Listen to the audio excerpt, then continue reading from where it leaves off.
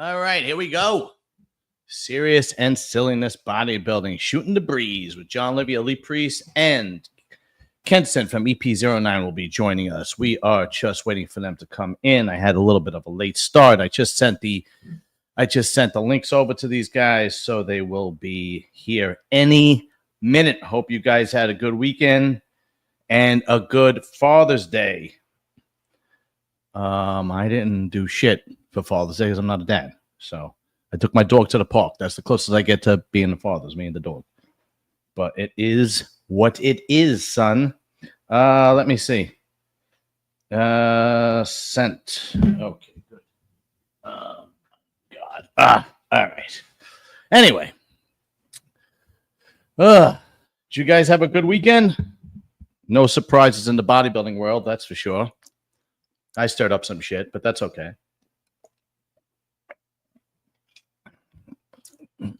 You know, sometimes you gotta. I was a little fed up and pissed off, but it is what it is. Big Lee, what's up, dude? Oh, look who it is. You know, I don't know why I come on this show. People be talking shit about me, saying I'm fat. What? You were a fat fuck. What are you gonna do? It is what it is. Unbelievable. I never put shit on you at all. I wasn't in the public eye like you. I never give you a hard time. On the off season, how big did you get? What was the biggest you got? Biggest, the fattest. 285. Jesus Christ. And you competed around 200? Not around the 210. Anyway, 210 to 200. Yeah. What's up, Kenton? What's going on? But I must say, your video where you're doing shoulders and you go, I got to talk about Lee Priest. And those things you said about me, I got to say, I put that on loop. I got that hard. I fucking masturbated to that all weekend. Well, I mean, it's true, right? I mean, it's true. You come on here, you bust balls. I mean, we bust each other's balls. It's all in good fun. But the truth is, anytime I ever ask you, if it's not that I ask you for a lot, but anytime I ever ask you, to reach out for somebody, yeah, no problem, boom, and you do it immediately. You know, right. If I didn't say anything or bust your balls, I hate you. What are we drinking? Iced tea? No, it's Diet Coke. What's up, Kenson? How you doing, man? Straight water, bud. Yeah, I hear you, man. I hear you. It's this new thing that people are trying to. Okay, thanks, dude. Yeah, it's this new thing. People with straight water. Oh yeah, that's what it is. I'm drinking alkaline water because this is Australia's #1 alkaline water, pH 9 to 10, whatever the fuck that means. Yeah, I'm sure it's the best of the best water in Australia. I do believe you. They could just put it on the label. We wouldn't know the difference anyway. Oh, the thing is that a guy gave me the bottle at the NABA Awards. He goes, "Here you go, Lee. This is good for all your cells. This and that. It's good for." I'm thinking that's just fucking water. How's that going to get me fucking hard unless I pour the water over my cock and shove it in the freezer and freeze the cunt? How's that going to get me hard? It's like, yeah, it's ridiculous. Shit, Kenton, did you put that video we did out yet? No, I haven't finished it yet. Okay, I'm gonna get that done over the next day or two, and yeah, that's gonna be a good one. Yeah, pretty cool. Have you finished unloading the oil off that ship yet? I'm actually not. I haven't been back there in like 4 weeks now. They're still working on it though. That I know for sure. Sasan Heirati wins 2 in a row. So we're going to go into 2 different topics. The first topic is, should he continue or just pack it in for the Olympia? And the other topic is, a lot of people thought that number 2 should have won. A lot of people were saying that no. Jose Calderon. You mean Angel Calderon? Angel Calderon, yeah.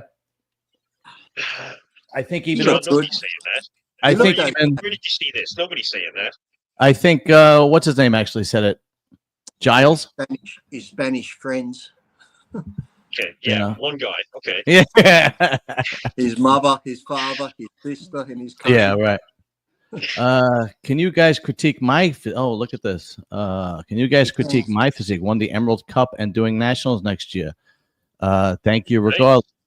Yeah. Well, send your pics. We're gonna totally rip you apart. Yeah. Whether you look good or not. So you could send your pics to my Me too. Instagram, and we'll do it. We'll do it either this week or next week. We'll do it right now. Send them right now. You want to do it right now? No, I can't. I'm a little illiterate when it comes to StreamYard, so I gotta. Send them to Kenson. Oh shit!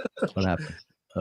Well, no. Look, this is all right. I found his profile, and since he was kind enough to ask, John looks like he's in good shape. He definitely brings good conditioning, good balance. Yeah, we should definitely do this. You're too nice. No. Yeah. You'll see. No, well, Doesn't matter if he is. I haven't You're still going to put shit on him. Doesn't matter. Yeah, Connor. Connor, I don't know if I follow you on Instagram. I might just hit me up on Instagram. Send me some pics. DM me some pics, and then we could do that. We could do it Wednesday. We'll do it Wednesday because we did it last week. It was pretty fun. Yeah, I did see the guy replied. The guy replied, didn't he, in the YouTube comments? I think he replied to her. He did. I sent him 2 shirts, and then I actually sent his wife a shirt. So, of course, you're paying more attention to her in the videos anyway on the Instagram. Guy's got a hot wife. What are you gonna do, man? You got a hot wife, you got to deal with it. If you don't want people looking at your wife, marry an ugly broad. It is what it is. Keep basement. Yeah. What the hell was I gonna say? Anyway, okay. Sas, yes. Kenson, do you think that you think he should pack it until the Olympia or keep going? Yeah, I actually did mention this in the prejudging wrap-up video that I did. Even at that point before finals, I knew that it was time for him to shut it down until the Olympia. He has now won 2 pro shows. There's absolutely nothing left to prove to anyone, including himself. 5 years he took off from competing, right? That's significant. And I mentioned this in my video as well. To be over 40, pull off 6 shows, win 2 shows, and go to the Olympia is unbelievable. But in terms of his physique, I thought that he was a little bit less than what we've seen in previous shows when it came to the Empro. So it's time. That's the indicator. Shut it down. Come back way better for the Olympia. What do you think, Lee? Should he do the Dubai this weekend, or should he just go to the Olympia? I think now I would shut it down, only because Dubai, you're going to have Beirut, which is, nothing against Sass, but Beirut is going to be like a number 1 going in there. You're going to have Nathan and stuff, and then you're going to have Tonio. Yeah, and Tonio. I think Tonio, he can sort of hang with Tonio depending on conditioning, but the others, I figure you've done, like you said, 5, 6 shows. You got nothing to prove now. You we're at June, almost July. Shut it down and then just come in fresh to the Olympia, I'd say would be the best thing. But hey, if he loves competing and he wants to compete more power to him. But I don't think he really needs to now. He's got the qualification. Well, he's actually got 2, really, hasn't he? So yeah. True. Yep. No, I fully agree. I think, and I agree with you, Kenson. He looked a little bit. His body looked a little tired, and it's because he's done 6 shows. And he hasn't stopped, and kudos to him. And you got to give him all the props in the world. Here's a guy who not came out of retirement, but hadn't competed in 5 years and did 6 shows. And his goal was to get to the Olympia. He finally got the W in Toronto, and he kept going. He got the W in Spain, and he proved to the world that he could still do it. And you got to give him his just due. He's not the biggest guy on stage, but he definitely makes his conditioning, which is his strong point, the strongest he could possibly make it, and it makes do. It does. You also got to kind of give credit to Angel Calderon. He looked pretty good. Yeah. He came in hard, grainy, big. He just doesn't have the shape that that Sas has. And is and I know Calderon is a 212 guy. I mean, listen, it was a very light lineup, but he still came in great conditioning. Both guys came in better conditioning than they did from the New York Pro. And there is truly a lot of talent out there that we haven't even seen compete yet. Me and Kenton were talking about it, and we haven't seen Mo Fuda. I mean, we haven't seen John Jewett. We haven't. There's a lot of guys out there that haven't even touched the pro stage yet. Talking about, it's good he keeps doing these shows for the paychecks, but you know, if he got fifth in Dubai, I don't know what the prize money is, and then the other smaller shows, if he does shut it down for the Olympia, comes in shredded the Olympia and gets top 10, top 8, whatever, the money you're going to get there will be more than probably the little shows. So I'd shut it down now. And just, you know, I've always said, you know, you're just putting that stress on the body. And I know when I did a lot of shows, sometimes your body just won't cooperate anymore. You can do cardio, you can take whatever, you can train, and sometimes you want to do it mentally, but the body's like, nah. And no matter what you do, you just don't get in shape anymore. So yeah. Your body is a very smart machine, and when it's tired, it basically tells you it's tired. Yep. And that's basically what it does. It's just it doesn't respond to what you're doing. And what's funny is the opposite is also true. And Lee, I'm sure you could attest to this. When you start dieting, your body remembers what it wants to do, and it goes, "Oh, I see what you want to do." And all of a sudden, you're dropping weight like this, and you're getting in shape. But when you're doing, my mind says you're dieting again, you fuckwit. Is that what you fucking idiot? Actually, you know, the first but it 2 still weeks, works. whenever I dieted, because I'd eat that much whatever I wanted in the off season, and like say I'm dieting Monday, I always start on a Monday for some reason, eat shit on the weekend. Whenever I went to dieting, I couldn't eat much because I was so used to sugars and fats. I'd go to chicken breast first day, I'm like, spit it out. But yet my body, I'd actually get sick the first 2 weeks. I think because I cut sugars and fats, everything that fast, the body just goes into this, oh, fuck, what have you done? So I'd always be a bit off the first 2 weeks before my body got used to the clean food again. When you got sick, what do you mean, like a cold, or would you get actually? No, just like upset stomach, wasn't hungry. The body just felt weird because, like I said, I'm just cutting sugars like that, boom. And everything, just all processed foods and go straight to clean food. The body's like, what the fuck are you doing? Did you have to do extremely low carbs to get in shape? Or no, you didn't have to? The lowest I went was 250 grams. That's actually that's a lot of carbs, man. That's pretty decent. Yeah. You know, I tried low carb once and it lasted 4 days and I went and ate like a pig. Yeah, not that I was ever on anybody's level here, but I used to have to the 3 shows I did later on. I had to do like I rotate my carbs, like in order for it to be effective. Like dropping my carbs didn't seem to do it. I would have to do like I remember the diet was 2 days protein and carbs, then 2 days protein and fats, and then 2 days in proteins and vegetables, and then continue the process. That seemed to work great, but it was exhausting. Person now. John, do not put yourself down like that. You're on my level. No, and bodybuilding. When I was 14, I'm in bodybuilding. I'm not on your level. In intelligence and maturity, I'm way out of your league. You know, I said you're on my level when I was 14. Yeah. As far as bodybuilding, hey, you want to. My wife tells this story just out of fun. Because she reckons I'm on the spectrum, whatever that fucking means, on the spectrum.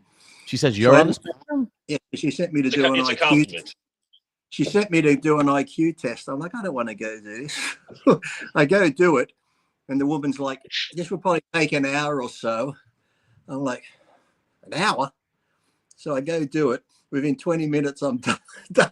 The woman's like, are you done? I'm like, yeah. She goes, that was quick. I said, yeah, it got pretty boring. And I got 132 on my IQ in 20 minutes. Really? I think I just guessed half the fucking answers. I'm like, oh, that paper's like this one, that one. I come out with paper. I'm in the higher upper. I went, oh, we should do this again. I'm like, fuck no. I got done it once. I got a high score. I'm not coming back again. Your IQ basically tests your raw intelligence, but it things like critical thinking skills and I'm up there on that. I highly doubt that. Give me a question. Critical thinking. You can't even give me a question. What'd you say, Kenton? Well, see, now, John, you're going to have to do some critical thinking to give him a critical thinking question. He can't, can he? He fucked up there. Critical thinking question. If the universe revolves around the sun. No. Something basic. The reason why I think you don't have serious critical thinking skills is because you tend to relate your reality to everybody else's reality. So what I mean by that is when I say these young guys coming in that look good. We never had like a crop of young guys. You go, did you see what I look like at 16? But you were an anomaly. You were one in a million. Crop coming in, right? This is just it. Yeah, This and isn't fair. You're an anomaly. You were one. You were one. You're not even 1 in a million. You were 1 in a billion. Seriously, and I'm not even exaggerating. So you can't do a fair comparison. Right. I'm not comparing them to me. I'm just comparing them that they look like shit. But that wasn't the conversation. The conversation was the young guys coming up that are like that young and look good. Like who is that, Kenton? What's that guy's name? That young kid. He's like 18 and he looks good. The one from Nigeria, the dark. No, not the black kid. Him too. I think he's European. I don't know if he did classic. Okay. He turned pro at 20, 1920 or something. I think he did turn pro. Yeah. Is it Josemo Beast? No. No. I know him in classic. He's pretty young. I'm pretty sure. Yeah. Look, there's some really good guys coming up. Elliot Dermond, when he finally turns pro, he's going to end up changing up some of the guys that are in the first column at certain shows. You know, he's on that level. Just waiting for him to turn pro. When and if. Yeah, well, it's been a journey for him, but I'd imagine he's still 20 years old. 20 years old, though. Hey, the journey thing. Look how long it took Bob Ciccarello to turn pro. Right? Well, that's not a good example. you gotta know when to pull up the ramps and take off. Yeah. No, I mean, if you Bob haven't turned pro after 20 years, so it's time to. Well, yeah, you kind of 20 years. He did it. No. Yeah, and he did it. He did it in the open too, right? I'm not impressed when people have been competing in the juniors, the novice, the juniors, the weight classes, and then they go, "I'm 54 and I finally got my pro card." Yeah, but Bob got his pro card in the open. He didn't. I don't even think they had masters back then. Did you see that show? No, not when he first got his pro card. I don't think so. Yeah, so he did get it in the open. He got it. Am I right, Kenton? Yeah. So you got to give him his just due. I mean, you know, he's not the most likable guy in the world, but you got to give him his just due. He turned pro during a time where it was very difficult to turn pro, no matter how long it took him. Not on that day. What'd you say, Lee? Everyone else had food poisoning that day. Not on that day. It wasn't hard. Yeah. Well, you're actually proving my point where I don't think you have critical thinking skills, right? Because it's like, no, you're like, you can't give credit where credit is due. You're like, nah, I don't like him, so he just sucks, and everybody sucks around. It's totally true. Don't even bother trying. Fucking quit. Lee, I remember Lee told me. Well, Lee, you told me to quit.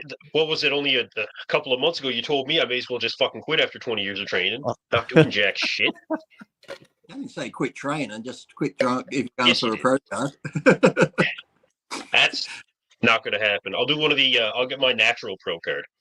Yeah, I knew I wasn't going to get a pro card. And we even doing the masters.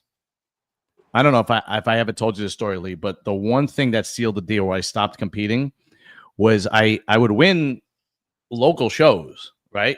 And the masters overall, and I would win. But then I would go to, I went to Team Universe. I think it was 2013 or 2014, and that was the year that John Meadows won. And I looked at him and I was like, I'll never look like that. There's nothing I could do to look like that. Yeah. And to me, that was a guy who just turned pro. That's good that you fought that, because sadly, a lot of people don't. Sadly, you're right. Absolutely. A lot of kids just think, fuck, I can take more gear. I can be like that.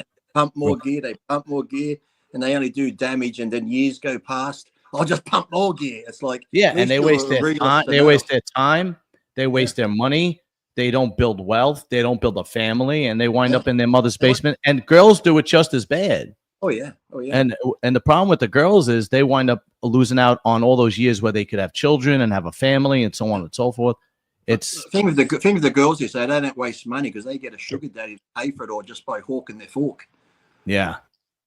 No, men can't do that unless you're the gay for payback. Yeah. No, you're right. Yeah. Oh, I actually said that. I actually said that on the video that I was doing a rant on. I said, these girls, they're all on OnlyFans trying to make, extra money, and and waiting for these simps to send them money. It's the fucking truth. But do you find it's like that in all making a walks of life shitload now? of it. Say that Even again. my wife, Good, Lee. What? but I think it's like that in all walks of life now. When it comes to hard work or even work, young kids don't want to work. They all want to be influencers. They all want to try and do. It's like if they get a job Monday, come Friday, they want to be CEO. They want to be making the big bucks. It's like my wife tries to get young people to work at the store. They'll come in a couple of days. Oh, I can't come in now. I'm sick. Or they complain they got no money. She'll give them the shifts on the weekends where you can make double time and a half, which is like 40, 50 bucks an hour. Yeah. Oh, no, I'd rather go out and party and sleep in the next day. It's like they don't want to work. No, you happen to be right. I still haven't found a girl or two girls for the booth at Jason's show in July. And every time I ask, it's always an excuse or something like that. And I'm like, oh, Jesus, you're going to stand there and sell T-shirts, and I'm going to pay you for the day, and I'm going to pay for lunch, and I'm going to pay for gas and tolls. Holy shit. They just, generally speaking, yeah, they think the only good thing is they get out of my way. So what I mean by that is all these young guys that think they want to be an influencer or they want to be a YouTuber and so on and so forth, they make 2 videos and they're out. It's like, yeah, just quit, because you're out of your depth. I'd come stand at your booth, John, if I lived closer. Yeah, well, that would actually help. You wouldn't even have to pay me. I'd just come to stand there on you. You just come there and look handsome. Look, that's it. And just put shit on you all day. That would be so much joy.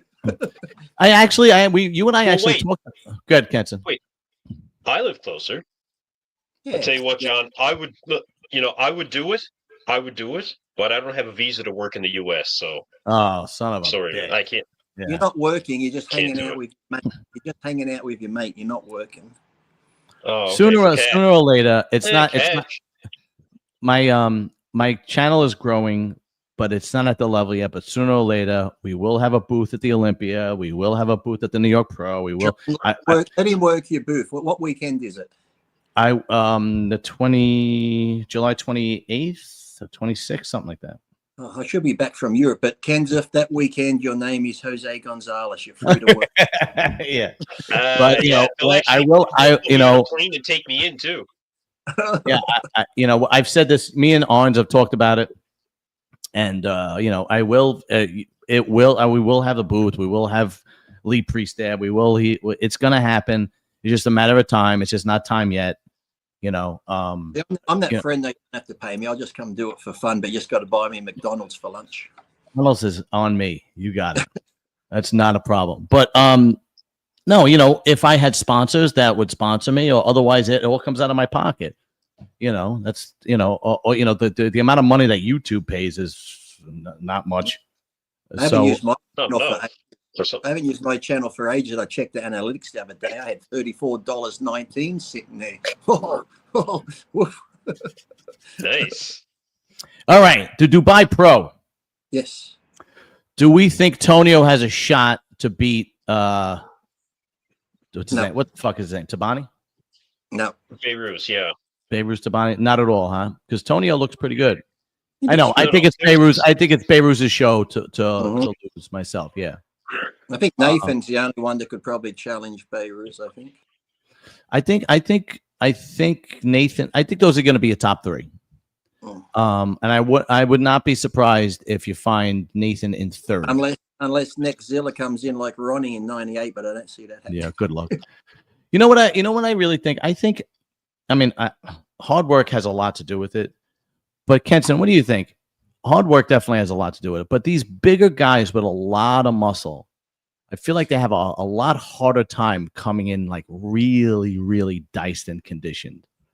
When Carlos Thomas Jr. competed this year and he didn't do so well, Jason Arns reached out to him and they spoke and so on and so forth. And Carlos was telling him he was doing no carbs and 2 hours of cardio and so on and so forth. Could it be that these guys that have massive amounts of muscle and are just big guys like Nick Zilla or, Big Ramy was another one until he finally nailed it. Do they just have a much more difficult time coming in condition than a guy like a Sauce, No, it's like you said, Big Ramy eventually did nail it. Yeah. And Carlos, I feel, just hasn't found the formula that works for him as of yet.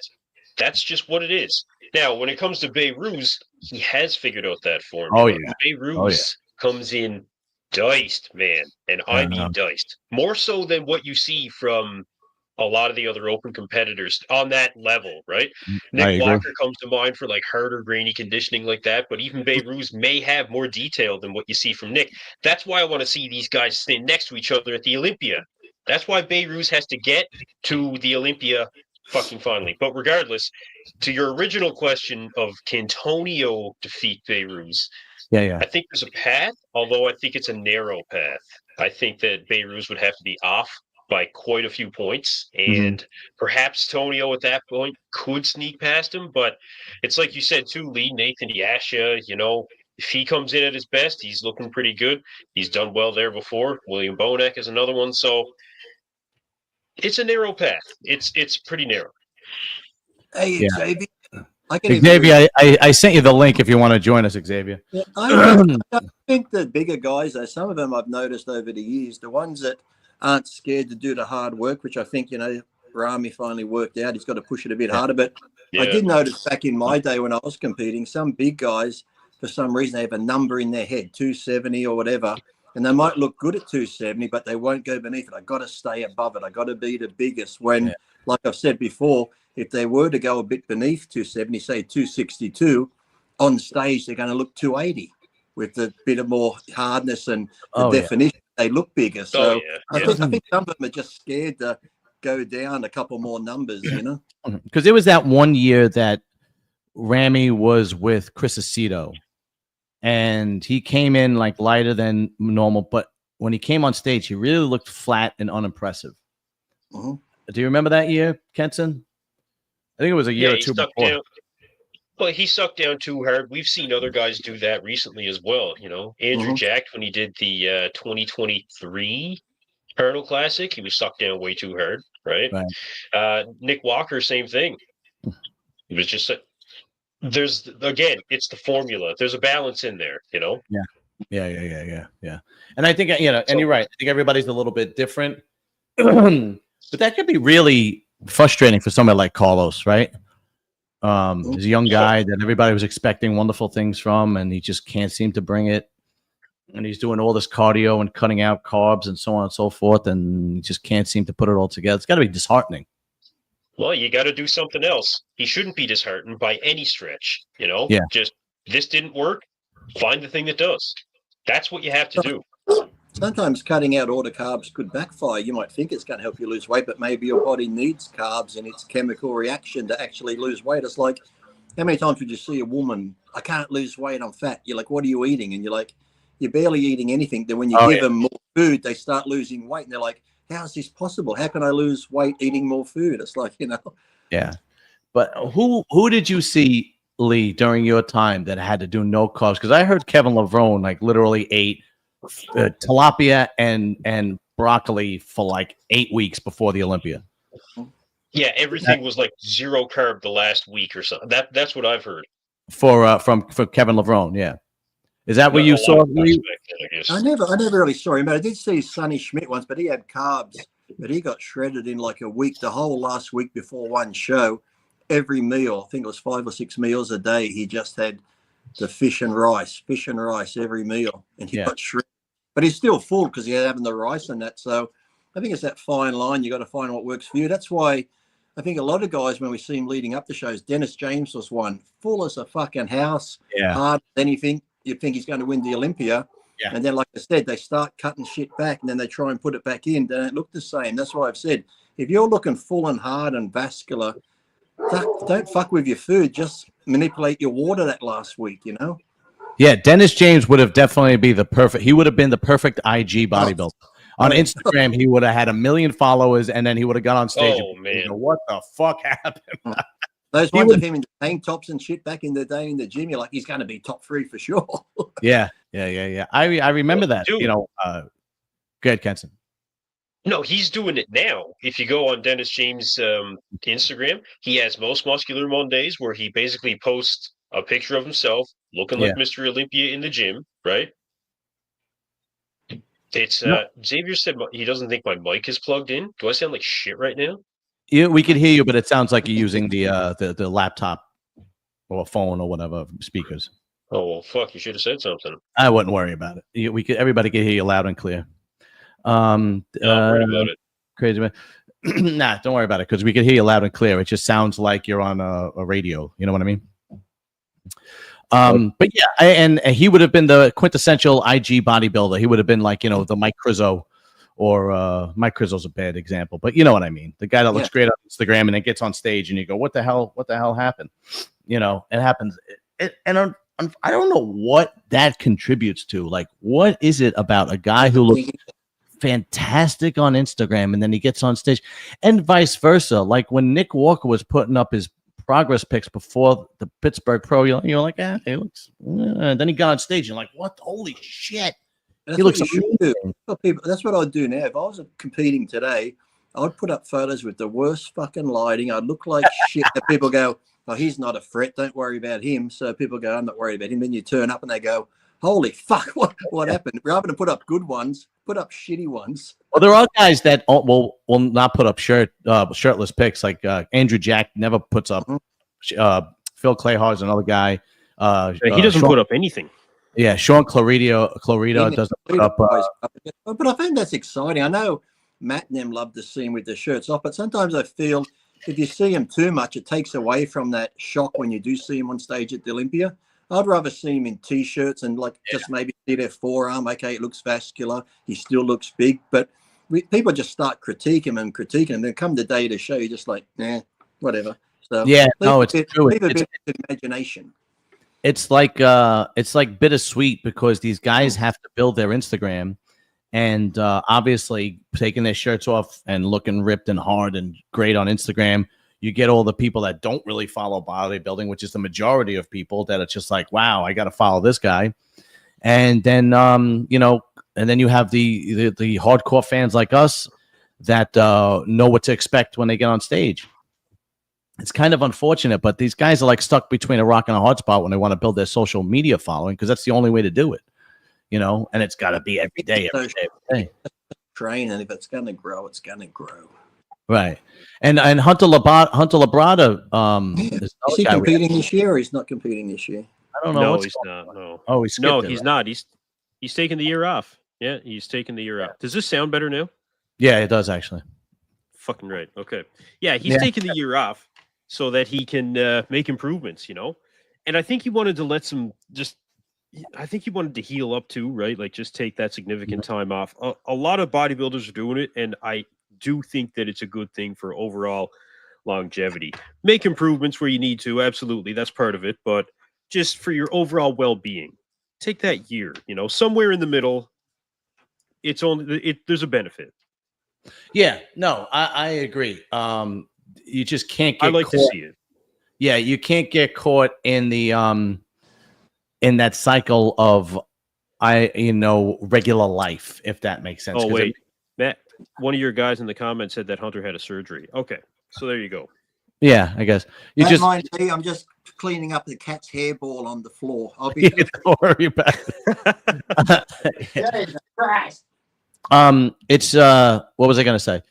You just taking a year off to make improvements 100% if you need to is a good idea, but then you just can't get caught up in regular life.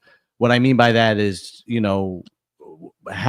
a bodybuilder as a career is not a regular life, and this is something that you have to stay in tune with. Otherwise, you could very easily be like, I don't know if I want to go back to that. I'm eating regular. I'm with my family. I'm enjoying my kids and my wife and so on and so forth. Then it becomes very difficult to get back into that. But I think that's why you see a lot of guys in their mid to late 30s, early 40s that never really announce their retirement, and they just kind of fade out. They're like, I'll be back next year. And they just don't. What's that? That's me, just fade out. Just like a perfect example. I'll be back. A perfect example was Rolly Winkley. He never really officially retired or anything like that. Didn't he have a shoulder injury? That's sort of then he just stopped competing, and then just maybe he just kind of faded out, and he was it got to the point where it's just like, I'm not doing this anymore. The only thing is I don't know what these guys do for a living. Because like if you're not relevant, like Lee, you stay relevant. You go on podcasts, have all over Instagram, you go and you travel, so you stay relevant, so your sponsors continue to sponsor you. Relevant just by being an idiot. That's what the scary thing is. Yeah, but they keep paying you, so fuck it. Yeah, right. But there are bodybuilders that don't stay relevant, and I don't know how they're making money. Like, for example, who's Fuad's friend? He has several. C-Bum's brother-in-law. Ian, right. He retired. He's done. Okay, you're not a bodybuilder anymore. He's not relevant. He's not going around. You don't see him. I think he's got a training app he talks about when he's on the show. And then I know he's sponsored by gym reapers like me and that. So I think he's got a few other little sponsors. So he does. They still have sponsors. Yeah. Because if I'm let's say I'm gym reapers, right? And I want to put my money into an athlete. Okay, somebody like Lee would be a given because he's going to travel. He's going to be on everybody's podcast. He's got a big mouth. He's a big personality. It's going to happen. He's going to draw. But then if I'm like, okay, well, this guy is retiring and, he's kind of like an Ian. It's like, I don't know if he's worth the money anymore. Well, Ian is still a regular guest. I mean, pretty much every show, right? On the biggest podcast in bodybuilding. So he remains relevant.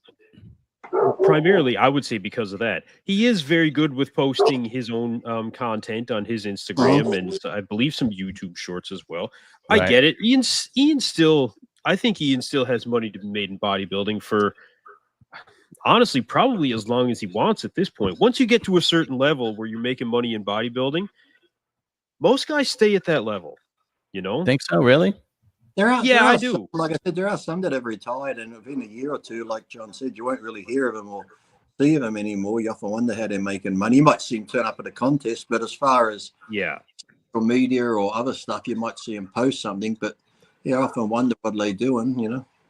If they want to get out, then they want to get out. That's different, right? I think that if these guys, once they get to a certain level, if they want to stay in, you can find ways to do it, right? You've got the money at that point. Money solves all those problems. The majority of pro bodybuilders, like everybody that's on the show with us, Lee, on Wednesday nights, have jobs. Yeah. They don't rely on sponsors. Luke is, I think he works on Amtrak on the actual railroad. Bo is a personal trainer. Dorian's a personal trainer and chiropractor. Jason Ons has, his supplement line. Dorian can help me because I got my scan back. My L5 is pushing on my S1 nerve root. Is it really? I have no idea. Sounds shitty. I don't think a chiropractor could help. I think you need an orthopedic surgeon at that point. Is that what the MRI showed? Is that really what the MRI showed? Yeah. Because I got all the pictures back at first, and I couldn't. There was no report. So I wrote to my doctor, said, I got the pictures, I haven't got the report, but from what I see, it's either a fractured hip or cancer. He writes back, it's not cancer. Then he sent the report back, and it pretty much came back some little bit of bulging disc, but the L5 is pushing on the S1. I guess that's sciatic one, is it? Who knows? Nerve root. That's why I got that pain since December on this side. So what did I have to do for it? I don't know. He didn't write anything after that.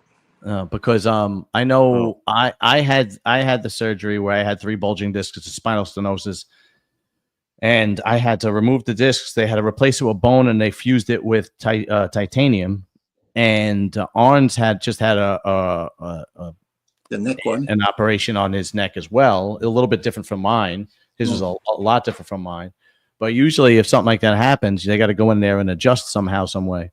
Yeah, well, I said I went to chiropractors before and massage, and didn't help. I'm going to see my friend tomorrow who's a massage, but my friend gave me the name of this pain management center around here, and he said they're really good. They'll do. I already had the scan, but he said they'll do stuff. I know he said he had a nerve block, where they do the ultrasound and watch it on the TVs. They putting the fucking needle in and doing that shit.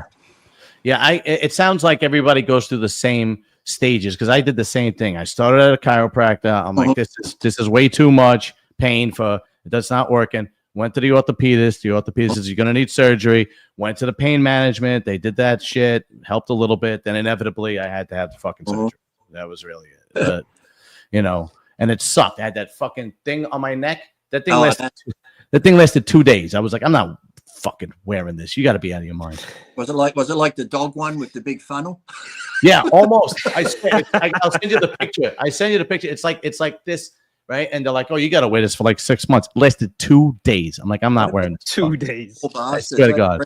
His motorbike, he had one of those, but he had the halo on, you know, that goes up and it bolts on your head type thing. Yeah. Well, that was Flex, right? Now, Flex had one too, when he had the car accident. Yeah, Flex had that. Yeah.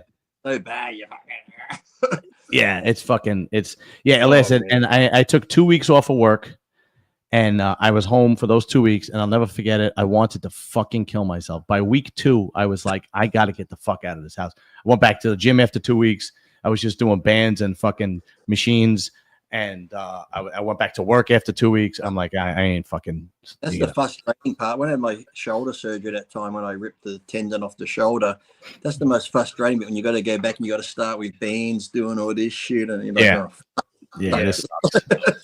The good thing is, you know, you kind of bounce back right away. That's the good thing. You know, I know it took me about, I'm going to say about 3 or 4 months before I was like really fully boom back to the gym, lifting weights, so on and so forth. But I'll tell you this much. GH helps the healing a little bit, just a little bit. Probably just a little. You were probably prepping with it. What'd you say, Lee? I need to bathe in it. Yeah. What'd you say, Kenson? You were probably doing GH weeks before your surgery just to prep for it. Yeah, that is it really does help heal. It really does. People like, it helps you, it fucking helps you heal. Of course it does. Big time. The GH and the peptides, I know people talk about all these other peptides that help healing. Now, what do you think? Because you always hear 2 sides of the coin. It's like inject it into where the injury is, or just put it in normally and it will find its way to wherever needs healing. What do you think? I have to do more research on the peptides. The peptide guy is Armana DB and Jason Arns. When it comes to that stuff, I would give them a call. I have no fuck. I'm problem. Put the peptides there, or you just put it sub-Q here and it will find its way there. Yeah, I don't know. GH, you just put in your shoulder or your stomach, and it is what it is. But with peptides, I really haven't done my research on peptides, and people have been asking me about it because now there are clinics popping up in the States. There are clinics popping up everywhere for TRT and peptides. Yeah. And so people are asking me my opinion, like guys at work, my brother, my nephew, and I'm like, I don't know much about peptides, and I know there's different ones for different things. I've never looked into them. People throw out these numbers at me. You pep this one and over, and I'm like, what the fuck's that? Oh, you don't know? I'm like, no, I don't know. Yeah, Jason is really good at, and Armana DB is really good at the peptide stuff. Those are the 2 guys. My prostate 2 now playing up, I think. Oh, very nice. Holy shit. We could talk to them on Wednesday, because I'm not, and I never really wanted to research it either. Do you know what I mean? I guess there's just never, because I never wanted to use it, I had to use it. I probably never researched it, where anabolics and GH and insulin, even though I never used insulin, I was thinking about it. I would research it all and so on and so forth. That's probably why I never really looked into peptides, because I never really had a reason to use it. I don't know. It is what it is. Is there a 212 division in Dubai? Yeah, Angel Calderon is going for it, I believe. Oh, is he? Oh, yeah, because he's not. So. Yeah, he's not qualified for 212 yet. No, right? He's not. I thought I saw somebody talking about Angel Calderon and how he's the front runner right now, looking at the 212 division for Dubai. Oh, good. He is a good bodybuilder, man. It's just that the top 2-3 guys. 212. Oh, they do. Yeah, they do have a 212. Okay. The top 2-3 guys in 212 are really good, man. Like, I don't see Keon losing ever.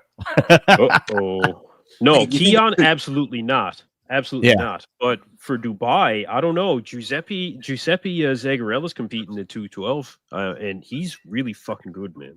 Yeah. Fuck yeah. You think I should call the fraud line? The fraud line? I think there could be some fraud happening in the property over there. What the hell are you talking? What kind of fraud? over in that big property across the creek where the river is, there was this big like boat up on a slip thing. Yeah. I think they were doing it up, and then when the big winds come a couple of weeks ago, it got blown off and it was on its side. And 2 days ago, the guy was there trying to push it back up with this bulldozer. Right. Now it's on fire, so I guess he got. Oh. It's like the 80s in Brooklyn when you didn't want your car anymore. You just lit it on fire and pulled the insurance. Now I see the smoke over there. Like my dog's barking. I look and I see the boat with fire coming out of it. He just went, fuck it.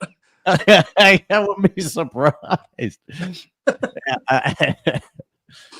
Yeah, because when I was a kid in the 80s in Brooklyn, man, you didn't want your car anymore. You just lit it on fire. They didn't even ask any questions. No. Do you know what guys would do? I swear to God, Lee, I swear to God. Guys would take they would take the seats out of their car. Like they would have a Cadillac. They would take the seats out of their car. The seats would be like in a warehouse somewhere down, right? And then they would call the insurance company and say, somebody vandalized my car and fucking robbed my seats. I don't know what to do. They would send a insurance guy down. You would see that there's no seats. Back then, they would just write you a check. Here you go. And you got your seats in the fucking warehouse. And now you have a check for like $8,000 or whatever it was. And it was just scam after scam. People still do that here. I've seen I won't say my mate. I know people whose cars have broken down on the highway and they've gone to get help. And when they come back, the wheels are gone and the cars burn out. What are you driving now, Lee? Like, what do you drive every day? Like, what's your everyday car?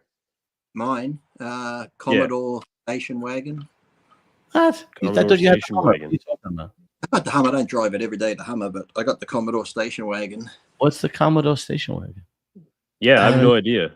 Yeah, it's like an Australian thing, I bet. They used to be made in Australia, but then they got made in Germany. They look a bit like the ones made in Germany. Look like the Mercedes station wagon a bit. Oh, okay. It's just it's the smallest engine I've had. It's a 4-cylinder turbo. It's good on fuel, so it's good to get around in. Commodore. Because I had the 4-wheel drive, but my dog's jumping in the back. We're always thinking they're going to break their leg jumping out the back, so I got a car that was a bit lower. Oh yeah. Oh the other way. Yeah, it's like it's like, you know what it looks like. A Magnum. It looks like that Volkswagen. Yeah, similar. Yeah. Yeah, it does. Yeah. No, I looked it up here. Yeah. Okay. I just bought another truck. It's a Dodge 2500 with 3.5-inch lift kit. I bought it off a buddy I know. Used to belong to a tow truck company owner. So I bought it, and the thing is fucking huge. It's like driving a monster truck. It's nuts. Really? I've never had a truck this big. It's awesome. You get it from a mechanic or a tow truck driver. Generally, those guys take care of their engines and take care of their cars because they get good shit. Yeah, and they take care of their suspension, and that's the big thing. Is it's all upgraded for towing, and that's what I got to do, right? So the thing is a weapon. It's fucking wicked. And you bought it for yourself? Or you bought it for work? I bought it for work, but I own the company, so yeah, right. I have a Hyundai that I drive back and forth to work, and it's so practical, but I hate the car. Like it's 4 cylinders. No, they make good rigs. They make pretty good rigs, man. I've driven the Hyundai. Man, well, that's what Kristen owns, right? So she's got a Santa Fe, and the thing is not bad. Like, you go everywhere in that thing. Yeah. Go Santa everywhere Fe. In that thing, man. Yeah, the Santa Fe is like the cream of the crop. But I got a 4-cylinder Hyundai Elantra that I drive back and forth to work with. The only good thing is that I put $10 gas in and I get a half a tank. The thing never gives me a. I just had like some work done on it. The thing just doesn't stop running. It just keeps going. So I'm like, I'm driving this thing till it blows up. I only got 75,000 miles on it. I drove was a sports. That's nothing. I had a 2-door sports car when I first moved to America, a Daihatsu Charade. Jesus. Yeah. I think we looked it up one last time. But then after this I'm not driving a little shitty car anymore. I fucking hate it. What's your dream car? My dream car? My dream car would be a Targa Porsche 911. The old ones or the No, the new ones. The Targa top to me is fucking classy, man. I love that.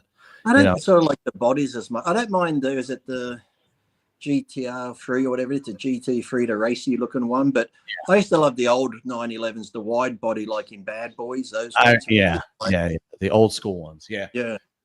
But I will never, we've talked about this before, me and Lee, I will never lose my love for American muscle cars. If I could have, I get it.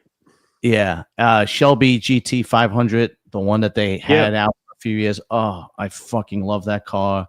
Even the old Z06s were nice too. The Corvette Z06s are great. You know what's great? You get a C6 Z06 and it's straight 8-cylinder pushing 505 horsepower.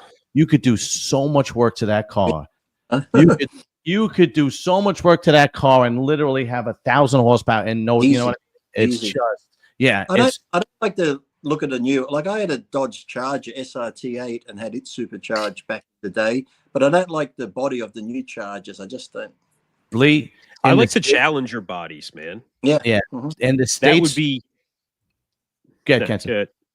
Well, that's what I would get if I was to ever get a car, which I think that they're impractical at this point in my life. But if I was to have one, it would be like an early 2000s Dodge Challenger. That's what I would go for. Wicked car. Dodge really shot themselves in the foot. They are in panic mode, from what I understand. They discontinued the Challenger in 2023, and then they actually changed the Charger from a 8-cylinder to an electric car. So they have come on. What? No, they didn't. To you, I swear to God. So you can go get an electric Charger right now. The Challengers aren't. The Challengers are not in production anymore. I have never seen one electric Charger on the street. Okay. Corvette has an electric Corvette. Actually, they have a hybrid. I've never seen one. I've seen plenty of Z06s and Stingrays. Never seen one. And then, so they stopped making the Challenger, but in 2023, they made all these special edition Challengers, trying to convince the public to buy one because it's just going to go up in price, right? So they have all these special edition Challengers. And now what's happening is nobody's buying them. They're sitting on the lots. And they still want 100,000 for them, and for $100,000, you can go get a brand new Vet, you can go get the Porsche Carrera, you can get all different types, and then with the Charger, they stopped making the Charger, and they're in panic mode, so much so that they're actually taking the body of the electric Charger and they're putting a twin turbo V6 in it, and they're calling it a 6-pack and hoping that it'll actually improve sales. And it's like difficult to even fucking follow. The Trend Twins might buy a new one because they crashed there, so they can go, look, we got a 6-pack. It blows me away. Like there's obviously a market for electric cars, right? Tesla proved that, but not fucking Dodge people.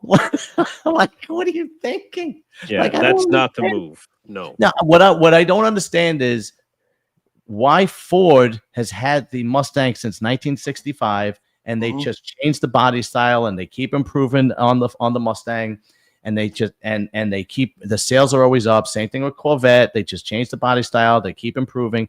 But I don't understand why Dodge just can't do that with the Charger and Challenger. I don't fucking. I would buy another Aston Martin. I wouldn't mind the vintage F1, the V12. I'd like that. That's a nice looking car.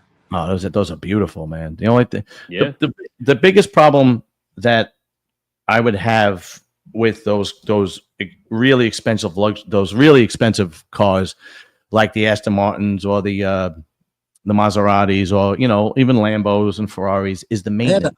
I had a quadruport. Hold on, Lee. You get an oil change on an Aston Martin, and you're looking at $1,000. Do you know what I mean? And it's really.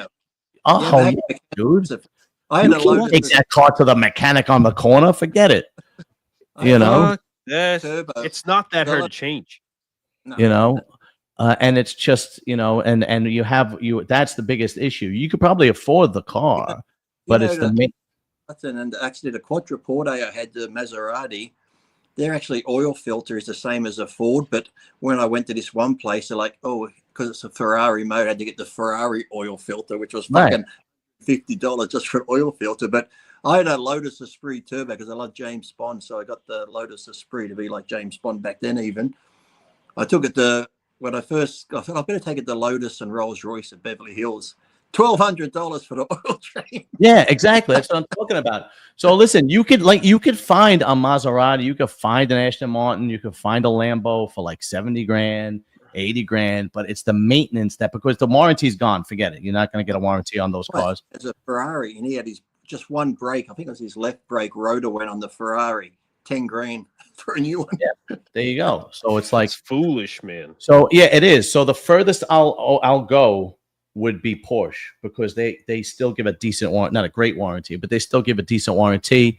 They have their own financing you could do with them, and they sell extended warranties. Once you get into that really exotic car, if you're not really making money, if you're not really a money maker, it's gonna kill you. Like Lee said, it's just costs so much. Did you ever see that?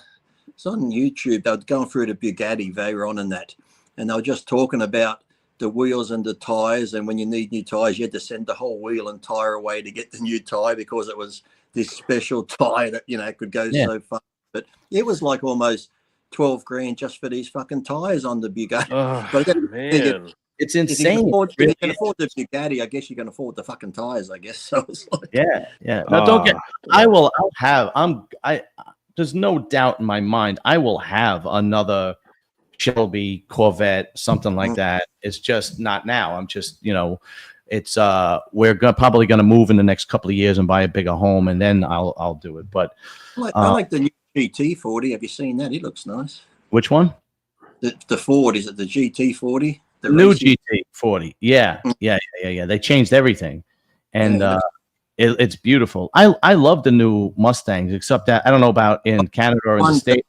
The RT, whatever it is, RT, where the wing comes out the back window. Yeah.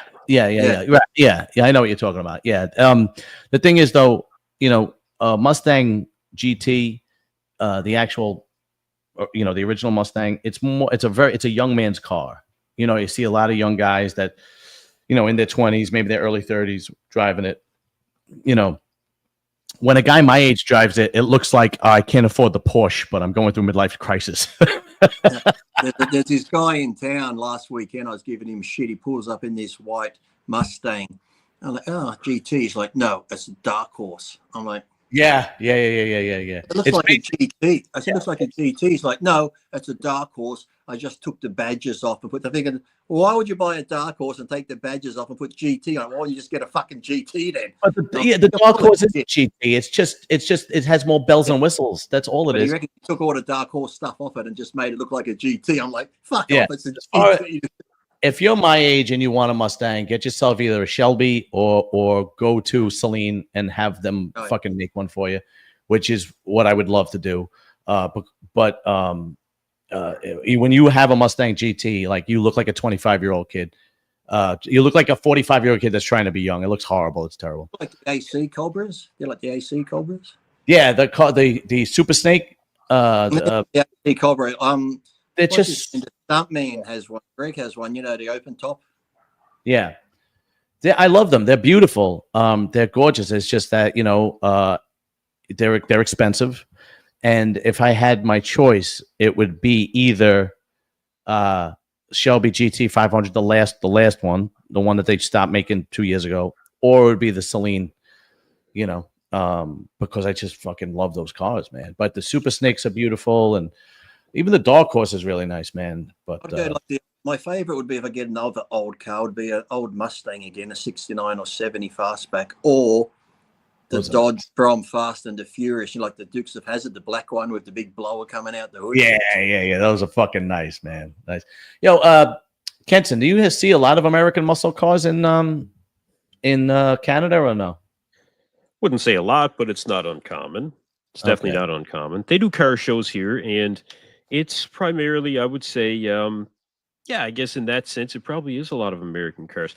I'm not a big car guy, but I can certainly pick one out, in a car show. Yeah, absolutely. There's a decent community of it around here. So yeah, there's a fair few. Yeah, only makes sense. Over here, every weekend everywhere there are car shows. car shows, motorcycle, trucks. Yeah. Like sometimes, like even on during the week, like there's tomorrow's Tuesday, Wednesday night, there's a place called Rutt's Hut, and it's like a hot dog place. And what'd you say, Lee? I said, oh yeah, go there. Hot dogs and cars. You can't. Yeah, and the place is filled with fucking cars and motorcycles and so on and so forth, and everybody's hanging out. And it's probably packed, eh? It's probably packed. Yeah. Oh yeah. That is American as fuck, man. Exactly. Exactly. That's why it's packed. Yep. Yeah, but no, definitely, I will definitely have another one. It's just a matter of fucking time. What else? This show to talk bodybuilding. You just talk cars and shit. Yeah, we talk bodybuilding for like the first 25 minutes, and then we just talk about anything else. Well, that's what you told me this show is. You told me this show's whatever the fuck. Yeah, that's why it's called Shooting the Breeze. You know. That's right. That's it. You want to talk some bodybuilding? What else is pissing you off? We'll have to. Nah, fuck that. It's boring. We'll have to put up. We'll have to put up next time. Shooting the Breeze. Give us some topics you'd like to hear us discuss. Even if we don't know the topic, we'll just fucking make shit up about it. That'd be a good one. That's not a bad idea. You know, I always, it's primarily a bodybuilding show, so I try to keep the oh yeah, that's right, Forrest. Thank you for that's what? right. Oh yeah, that's true. What? No, he's not. I swear to God, he is. Look it up. Yeah, he's going to class. What's it say? Horse MD's going to Classic. Is it? Oh, that's right. Yeah. Yeah, I gotta look this up. Yeah, it's unbelievable. I think it's a mistake. But, Classic. Yeah. I don't know. But it's like that Mike guy in Classic should almost go to open bodybuilding. He's getting big. Oh, yeah. That guy should be in open bodybuilding. Yeah, absolutely. But what do you think his thought process is, Kenton? Because his legs totally outweigh his upper body. You think he just can't gain enough weight on his upper body and he says, fuck it, I'll drop down? I think his thought process is he knows that he is an aesthetically pleasing bodybuilder that would probably do well with his genetics in Classic. I think that at this point in his career, he has done the open. He's done fairly well. He still has enough time to drop down to Classic, and if he wants to bounce back up, so be it. But yeah, I think it makes sense for him to go to Classic. I'm surprised that he's going to Classic. I didn't see it coming. Because a lot of competition in Classic, though. And then he'll go to high competition. Then he'll go to Physique. Then he'll go to 212 and retire. And he'll go to bikini. Yeah. What'd you say, Kenton? It's not the most unheard of thing out there in bodybuilding, that's for sure.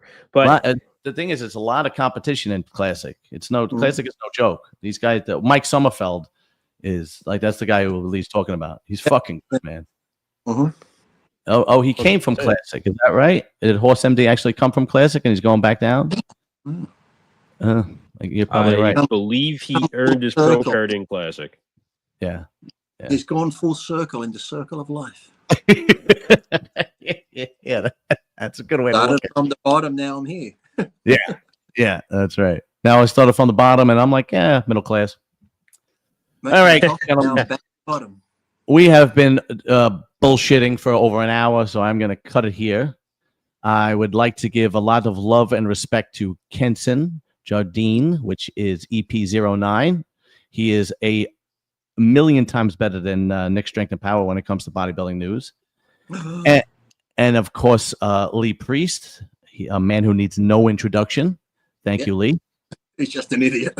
You're welcome. And we will see you boys soon. Thank you for joining us.